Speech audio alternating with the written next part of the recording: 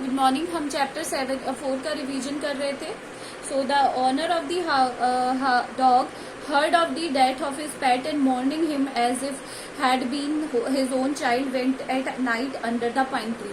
और जब उन्हें पता चला कि उसके जो डॉग है उसको मार दिया गया है तो वो उसी रात को रोने लगे, बहुत ही ज्यादा मौन करने लगे और उस पाइन ट्री के नीचे गए।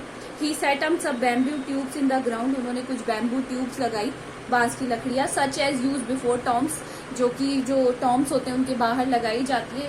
विच ही पुट फ्रेश फ्लावर्स, और उसके बाद फ्रेश फ्लावर्स लगाए।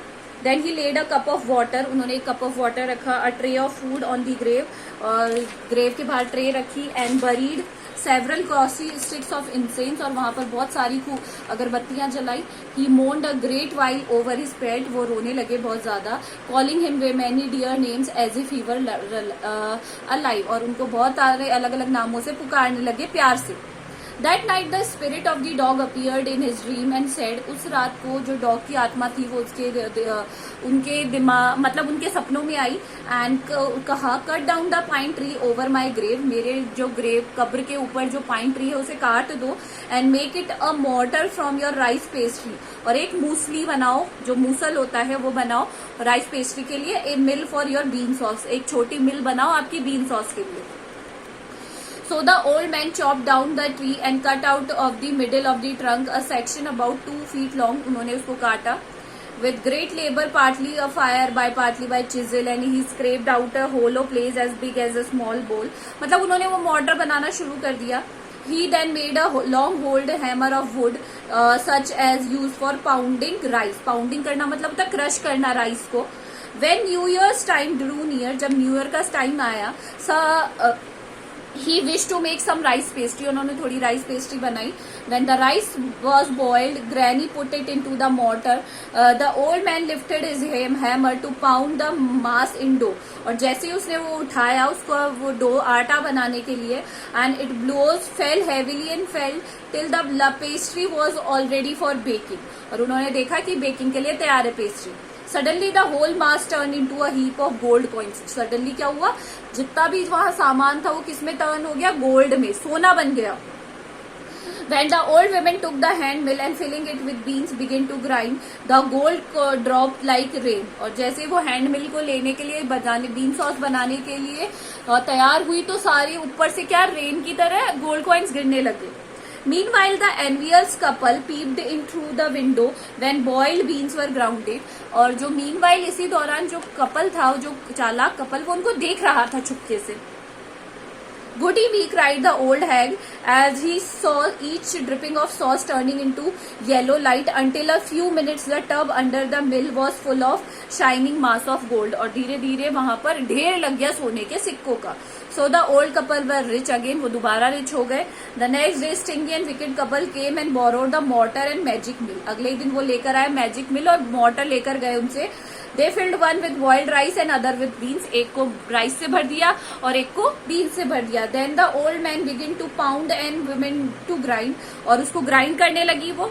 But the first blow and turned the rice pastry and sauce turned into whole mass of worms, और वो इतने सारे कीड़ों में तब्दील हो गए। उनके लिए जो अच्छा कपल था उनके लिए तो सोना बना, बट उनके लिए क्या बन गए, कीड़े। Still more angry at this, they chopped the mill into pieces to use as firewood. उन्होंने क्या किया, उसको जला दिया ताकि वो फायरवुड में उनको काम दे सके। Not long after that, इसके बाद में The good old man dreamed again. उसने दोबारा सपना देखा। The spirit of the dog spoke to him. उसने कहा, telling him how the wicked couple had burned the mill made from the pine tree. कैसे उन्होंने जो जला दी है पाइन ट्री से बनी हुई मिल को। Take the ashes of the mill, sprinkle them on the reeder trees and they will bloom again, said the dog spirit. और dog spirit ने कहा कि तुम क्या करो, इसका जो ऐश उन्होंने जो जलाई है उसको जाकर जो कोई भी एक तहस नहस या कहे सूखा हुआ पेड़ है उस पर जाकर इसकी जो एशेज है उसे स्प्रिंकल कर दो, है ना, स्प्रिंकल कर दो।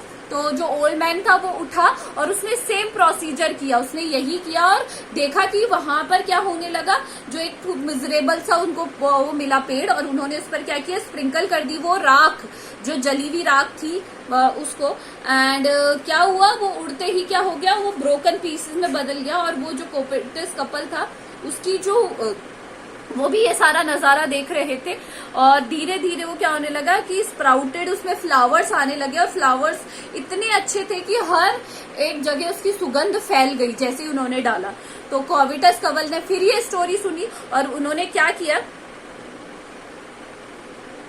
वापस से उनकी वो जो राख है वो बची हुई जो उनके पास बची थी उसे चुरा लिया और ले जाकर कहाँ डाल दिया, वो डालने के लिए ले जाने लगे। बट उस टाइम पे क्या हुआ, डायमियोज वहां से जा रहे थे। डायमियोज कौन, लैंडलॉर्ड जा रहे थे। और उस टाइम पे ये रूल था कि डायमियो जाएंगे तो सब छुप जाएंगे कहीं ना कहीं, क्योंकि ये रूल है कि कोई उनसे ऊपर से, उनके ऊपर खिड़कियों से उन्हें नहीं देखेगा। बट जो बूढ़ा व्यक्ति था वो कहाँ खड़ा था, ऊपर ही खड़ा था पेड़ के ऊपर। और जैसे ही उसने वो डाला ना उसके ऊपर, तो सारी जगह इतनी सुंदर अच्छी खुशबू सारी जगह फैल गई। और जो डायमियो था वो इतना खुश हुआ कि उन्होंने उसको बहुत सारे सोने के सिक्के दिए। बट उसके बाद जब कोविटस कपल ने सेम ट्रिक अपनाई, उन्होंने भी क्या किया, जाकर वो स्प्रिंकल करने की कोशिश करी।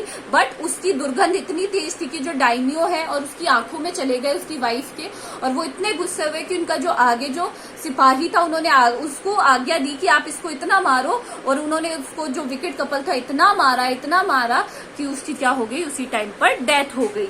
और फिर उसके बाद जो बूढ़ा कपल था वो बहुत ही ज्यादा अच्छे तरीके से रहने लगा। So this is the revision of chapter number 4। इसको आप कंप्लीट कर लीजिएगा एंड एमसीक्यूज कर लीजिएगा। Thank you.